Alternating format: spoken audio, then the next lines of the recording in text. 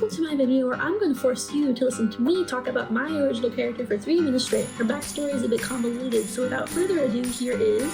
Don't sing if you want to live long. They have no... Juno is a 300-year-old vampire who prefers to stare menacing rather than talk. She's very feral and moody, always covered in blood, and doesn't really care to understand social norms, but she hasn't always been this way. She's been a vampire since she's about 20 years old and has traveled very far and wide in her long life. And the moment she turns into a vampire is where her backstory starts.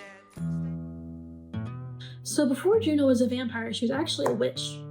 Her earliest memories that she has access to are when she was being burnt at the stake because she was accused of witchcraft. The crowd around Juno is chanting for her death, but she isn't really paying attention to them.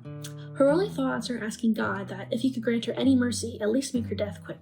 But her death never comes. Instead, a dark, silky voice whispers about revenge in her ear, and the next thing Juno feels is a stabbing pain that starts in her neck and shoots through her body. She rips off the ropes tying her to the stake, and through her bloody rage, she slaughters the crowd that had gathered to watch her burn. Not only rage, but terror and agony as Juno feels herself turning into a vampire.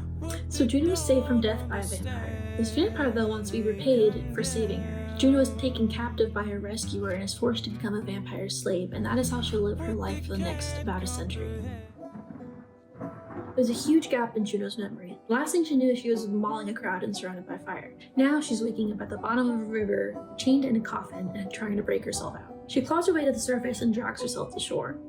Juno doesn't know where she is, how she got there, and she realizes that she doesn't remember anything. She doesn't remember anything before she was in the river, and when she tries to think back, all she gets are glimpses of torture and blood. She also remembers that a vampire had saved her, but she doesn't know their name or even what they look like. What Juno does know is that she's hungry.